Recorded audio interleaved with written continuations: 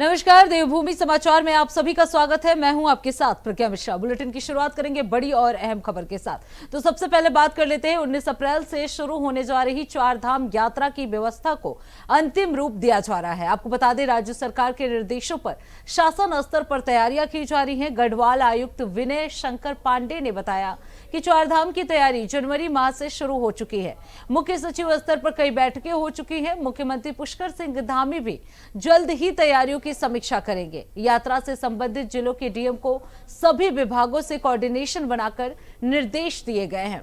धामों में ताजी बर्फ को हटाने का कार्य किया जा रहा है। उन्होंने बताया कि सरकार की प्राथमिकता है कि यात्रियों के लिए चार धाम यात्रा सुगम और सुरक्षित हो।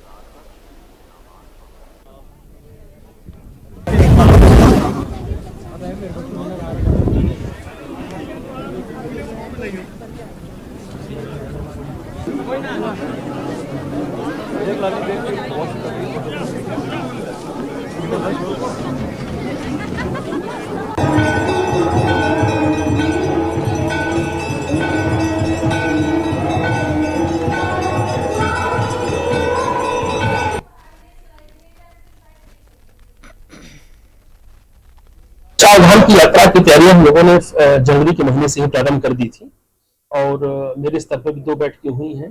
मुख्य सचिव महोदय के स्तर पे एक बैठक पहले हुई, आज एक बैठक और है और माननीय मुख्यमंत्री जी भी शीघ्र ही इसकी बैठक लेने वाले हैं। सभी जनपदों के जिलाधिकारी जो इस यात्रा में इन्वॉल्व हैं, वो हर विभागों के साथ, लाइन डिपार्टमेंट्स के साथ जो उनको टारगेट दिए गए थे काम को पूरा कर रहे हैं। हमारे कुछ धामों में अभी ताजी बर्फबारी हुई है, तो अभी सर्वोच्च प्राथमिकता है कि बर्फ की सफाई जल्दी से जल्दी की जाए। जो मूलभूत सुविधाएं हैं लोगों को, हमारे तीर्थयात्रियों को, उनको प्रदान की जाए। चार धाम की यात्रा की तैयारियां हम लोगों ने। अब रुक कर लेते हैं अगली खबर की। कांग्रेस प्रभारी कुमारी शैलजा 8 अप्रैल से 5 दिवसीय दौरे पर उत्तराखंड पहुंच रही हैं। आपको बता दें, प्रदेश कांग्रेस अध्यक्ष इस दौरे की तैयारियों को लेकर राज्य के विभिन्न जिलों में कार्यकर्ताओं के साथ बैठक कर रहे हैं।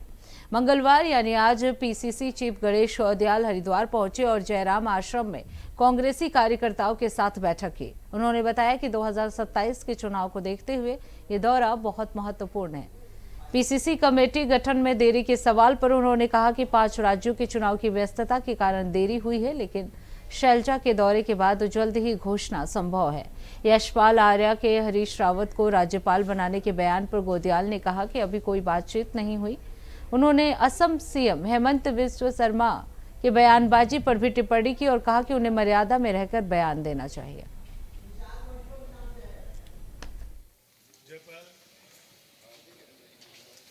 दिखाई दे रहा होगा, मुझे तो कोई खेमा नहीं दिख रहा, मुझे तो सब एक ही खेमा दिख रहा है और वो कांग्रेस का खेमा है। लेकिन अगर आप लोगों को ऐसा कुछ दिख रहा है तो निश्चित रूप में आपके अनुभवों का फायदा लेकर हम सबको एक करने की कोशिश करेंगे और आगे इसको ठीक करेंगे। हरीश रावत जी उपवास पर है? नहीं, उपवास पे नहीं है, किसने कहा? अवकाश पे हैं।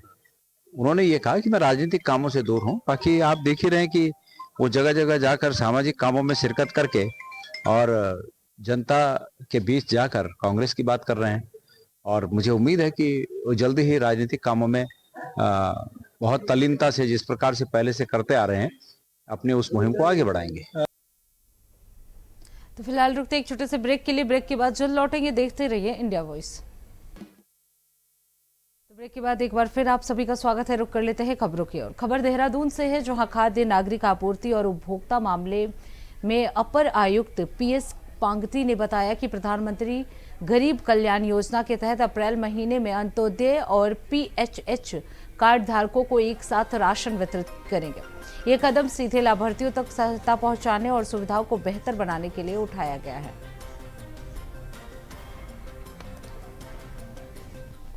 धारक हैं, प्रधानमंत्री गरीब कल्याण अन्न योजना के अंतर्गत में अंत्योदय और पीएचएच के राशन कार्ड धारकों को वो हम एक साथ अप्रैल के महीने में बांट रहे हैं। उसके लिए हम लोगों ने अपने जो मशीन्स हैं, पॉज मशीन, उसमें भी अपना प्रोविज़न कर दिया है और उसका लगातार उठान जारी है और हम लोग लगातार 3 महीने का वितरण एक साथ करेंगे और आपके माध्यम से भी मैं अपने राशन कार्ड धारकों से भी अपील करना चाहूँगा कि जितने भी हमारे राशन कार्ड धारक हैं PMGKY के, वो एक साथ ही राशन उठाएंगे और उनको इसके लिए 3 बार ट्रांजैक्शंस करना होगा, जिससे कि उसकी ये कंफर्म हो जाए कि कार्ड धारकों को ही राशन प्राप्त हो रहा है। तो 3 बार मशीन में बायोमेट्रिक ट्रांजैक्शंस करने होंगे।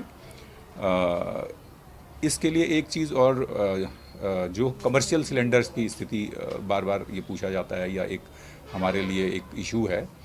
इस समय भारत सरकार के द्वारा जो है हमको जो है लगभग 70% का आवंटन दिया गया था, जिसमें से हमने 66% का आवंटन SOP के माध्यम से शासन द्वारा जारी कर दिया गया है, जिसमें होटल, रेस्टोरेंट्स हैं, रिजॉर्ट्स हैं और जो कुछ गेस्ट हाउसेज हैं और शादी के लिए भी इसमें प्रोविजंस किए गए हैं। इंडस्ट्रियल एरियाज़ के लिए भी हम लोगों ने एक SOP जारी किया है। तो लगभग 66% का कमर्शियल सेक्टर में आवंटन कर दिया गया है।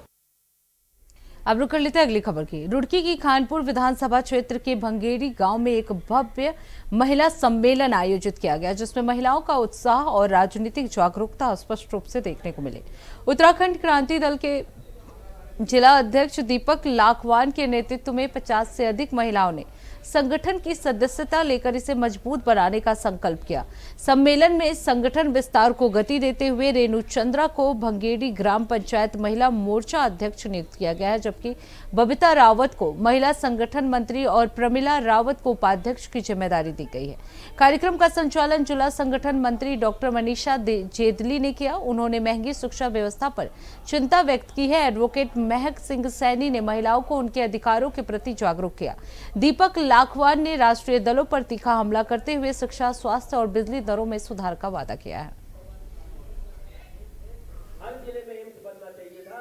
देखा होगा बिजली के बिल हर महीने 2 महीने बाद बढ़ रहे हैं। क्यों भैया? 5 लाख के आयुष्मान की क्या जरूरत है? समझ, गरीबों का घाटा होता है। पूरा मतलब किचन संभालती है, पूरा घर संभालती है, मतलब होना पड़ेगा क्योंकि वो अपने पे डिपेंड। उत्तराखंड हमें देखिए एज अ महिला जल घोषित हो चुका। हम सब यूकेडी के साथ हैं। बिजली दे रखी है दूसरे प्रदेशों से। अब रुक कर लेते हैं अगली खबर की। जिला मजिस्ट्रेट नैनीताल के निर्देश पर हल्द्वानी नगर क्षेत्र में बुक सेलर्स की जांच के लिए प्रशासन ने सख्त अभियान चलाया है। इस अभियान के तहत 3 अलग अलग टीमों का गठन किया गया, जिसमें नगर मजिस्ट्रेट, उप जिला अधिकारी, तहसीलदार के साथ साथ शिक्षा विभाग और राज्य कर विभाग के अधिकारी शामिल रहे। जांच में ये भी सामने आया कि कुछ स्कूलों में NCERT की बजाय महंगी पुस्तकों का इस्तेमाल किया जा रहा है, जिनकी कीमत और औचित्य पर प्रश्न उठ रहे हैं। शिक्षा विभाग को निर्देश दिए गए हैं कि NCERT की पुस्तकों के मुकाबले अधिक कीमत वाली किताबें उचित नहीं मानी जाए। इसके साथ ही कुछ स्कूलों में संचालित play group, pre nursery, LKG, UKG कक्षाओं की मान्यता और पंजीकरण की भी जांच करने का निर्देश प्रशासन ने जारी किया है। अभियान का उद्देश्य शिक्षा और किताबों की उचित व्यवस्था सुनिश्चित करना है। देखिए, पूर्व में जनवरी माह में एक डिटेल SOP निजी विद्यालयों के लिए निर्गत की गई थी और उसके बाद एक वर्कशॉप भी इनके साथ आयोजित की गई थी और उसमें भी SOP के पालन के लिए सभी को कहा गया था। उसके पालन की स्थिति जानने के लिए DM साहब के निर्देश के क्रम में 3 टीमें बनाकर नगर क्षेत्र और उसके आसपास जितने भी बुक सेलर्स हैं उनकी जांच की गई और उसमें हम लोगों ने ये देखा कि कई जो विद्यालय हैं उनमें pre nursery, play group, LKG, UKG की क्लासेस संचालित हो रही हैं और उसमें पुस्तकें भी लगाई गई हैं। उनकी मान्यता की जांच के लिए शिक्षा विभाग को कहा गया है। साथ ही जो NCERT की बुक्स हैं उनकी सैंपल्स लिए गए हैं, उनकी ISBN नंबर के साथ उनकी वैधता की जांच की जा रही है। तीसरा, जिन विषयों में NCERT अपना बुक पब्लिश नहीं करती है उनके लिए विद्यालयों द्वारा अपने स्तर से अन्य पुस्तकें लगाई गई हैं। उनके जो रेट लिस्ट हैं वो भी बुक सेलर से हम लोगों ने प्राप्त किए हैं और उसमें ये देखा गया है कि कई विद्यालयों में उसमें NCERT की जो बुक्स हैं उनके और जो विद्यालयों द्वारा अन्य पुस्तकें लगाई गई उनके रेट में बहुत अधिक अंतर है। और उसके औचित्य के लिए भी शिक्षा विभाग को कहा गया है कि उनको नोटिस निर्गत करें। अब रुक कर लेते हैं अगली खबर की। उत्तराखंड में वन और वन्य जीवों की सुरक्षा और अवैध खनन पर रोक लगाने के लिए वन विभाग ने नई पहल करने जा रही है। आपको बताया कुमाऊं मंडल के तराई पूर्वी वन प्रभाग ने अपने वन कर्मियों को आधुनिक हथियारों और सुरक्षा उपकरणों से लैस करने का प्रस्ताव मुख्यालय को भेजा है। 27 लाख रुपए के बजट से 30 अत्याधुनिक हथियार खरीदे जाएंगे, जिनमें revolver, action gun, 315 bore rifle और बुलेट प्रूफ जैकेट शामिल है। डीपीओ हिमांशु बागरी ने बताया कि वर्तमान में विभाग के पास 76 पुराने हथियार हैं, जिनसे वन कर्मी तस्करों और वन्य जीवों की सुरक्षा में कठिनाइयों का सामना करते हैं। नए हथियार और उपकरण मिलने के बाद वन कर्मियों को प्रशिक्षण दिया जाएगा कि किस प्रकार हथियारों का प्रयोग कर आत्मरक्षा की जाए। इस पहल से वन कर्मियों का मनोबल बढ़ेगा और जंगल में तस्करी और अवैध गतिविधियां भी प्रभावी नियंत्रण संभव हो पाएगा।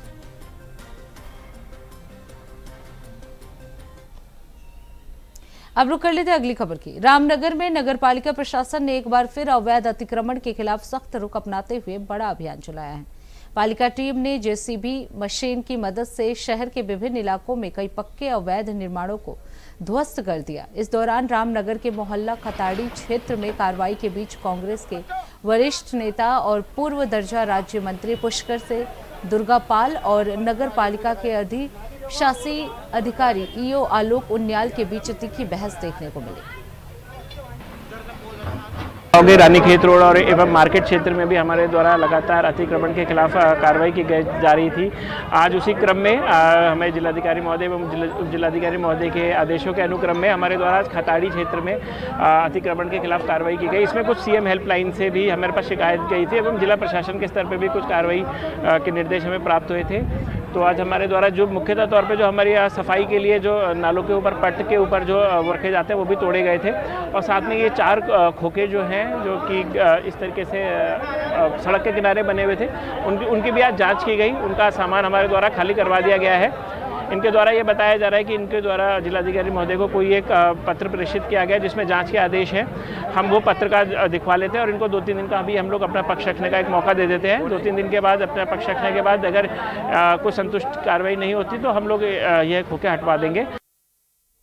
अब रुक कर लेते हैं अगली खबर की। कोटद्वार शहर में आवारा पशुओं की बढ़ती तपस्या अब गंभीर रूप ले चुकी है। सड़कों पर खुलेआम घूमते सांड और कुत्ते आम लोगों के लिए खतरा बनते जा रहे हैं। हाल के दिनों में हुई कई दर्दनाक घटनाओं के बाद स्थानीय लोगों का गुस्सा फूट पड़ा है और प्रशासन की कार्यप्रणाली पर सवाल खड़े हो रहे हैं। स्थानीय लोगों के अनुसार सांडों के हमलों से अब तक 2 से 3 लोगों की मौत हो चुकी है, जबकि कई अन्य लोग घायल हो चुके हैं। इसके बावजूद प्रशासन की ओर से कोई ठोस कदम नहीं उठाया जा रहा है। लोगों का आरोप है कि कई बार एसडीएम को ज्ञापन सौंपा गया, लेकिन समस्या जस-तस बनी हुई है। इस मुद्दे पर स्थानीय निवासी और पूर्व सैनिक ने सरकार पर तीखा हमला बोलते हुए कहा कि एक और मोदी है तो मुमकिन है जैसे नारे दिए जाते, वहीं दूसरी ओर जमीनी स्तर पर आम जनता आवारा पशुओं के हमलों का शिकार हो रही है। उन्होंने चेतावनी दी कि यदि समय रहते समस्या का समाधान नहीं किया गया तो आने वाले चुनाव में इसका असर देखने को मिल सकता है। प्रशासन जल्द से जल्द ठोस कार्रवाई करने और शहर को इस समस्या से निजात दिलाने की मांग की है। मैं धन्यवाद करता हूं कि आप ऐसे मुद्दों को उठा करके और कम से कम मुख्यमंत्री के यहाँ तो जरूर भेजना आप कि इस तरह इतनी निष्क्रियता हो रखी है। तो 27 में चुनाव है और कल आप मोदी जी को लेकर के यहाँ वोट मांगने आ जाएंगे कि मोदी है तो मुमकिन है और कोटद्वार की जनता करहा रही है और परेशान है। और इस ये जो आवारा सांडों से अभी एसडीएम साहब को मिला हूँ, 2-3 आदमियों की मृत्यु हो चुकी है, उनके नाम दे रखी है मैंने कि सांडों ने मार करके 2-3 आदमियों की मृत्यु हो चुकी है। ये बड़ा दुर्भाग्य है कोटद्वार का। और फिर भी कितने लोगों को सांड ने जो है घायल कर दिया है। लेकिन सरकार के जो मुलाजिम हैं इनको जून है देख रही है। अब रुक कर लेते हैं अगली खबर की। विकास नगर क्षेत्र के कालसी वन प्रभाग की तिमली रेंज में उस समय हड़कंप मच गया जब धौला अनुभाग के गुर्जर बस्ती के पास एक नाले में ग्रामीणों ने एक विशाल बर्मेज पाइथन को फंसा हुआ देखा। सूचना मिलते ही वन विभाग की टीम मौके पर पहुंची और तुरंत रेस्क्यू ऑपरेशन शुरू किया गया। कड़ी मशक्कत के बाद टीम ने करीब 14 फीट लंबे और लगभग 55 किलो वजनी इस भारी भरकम सांप को सुरक्षित बाहर निकाल लिया। रेस्क्यू के बाद वन विभाग ने पाइथन को सुरक्षित छोड़ दिया है। विशेषज्ञों के अनुसार बढ़ती गर्मी के कारण जंगली जीव अक्सर आबादी वाले इलाकों की ओर रुख करते हैं।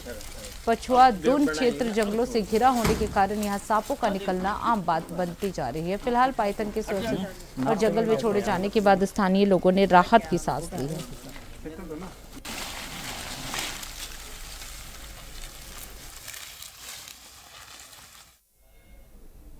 अब रुक कर लेते हैं अगली खबर की। देहरादून में मौसम का मिजाज सुबह से ही बदल गया है। आसमान में काले बादल छाए हैं और सुबह का मौसम भी शाम जैसा लगने लगा है। मौसम विभाग ने पहले ही बदलाव का अनुमान जताया था। उत्तरकाशी, रुद्रप्रयाग, चमोली, बागेश्वर और पिथौरागढ़ के कई स्थानों पर हल्की से मध्यम वर्षा और गर्जन की संभावना है। 3300 मीटर और उससे अधिक ऊंचाई वाले क्षेत्रों में बर्फबारी की संभावना जताई गई। राज्य के अन्य जिलों के कुछ हिस्सों में भी हल्की से मध्यम बारिश और गर्जन की संभावना है। देहरादून, टिहरी, हरिद्वार, उत्तरकाशी के ऑरेंज अलर्ट जारी किया गया है। जनता को सावधानी बरतने की सलाह दी गई है।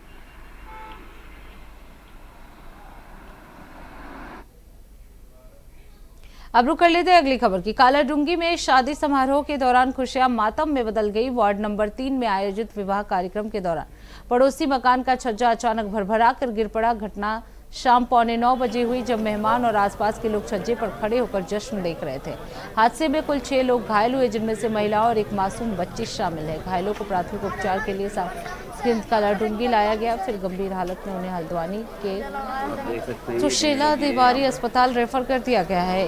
SSI पंकज जोशी ने बताया कि छज्जे की कमजोर स्थिति हादसे की मुख्य वजह लग रही है। पुलिस पूरे मामले की गहनता से जांच कर।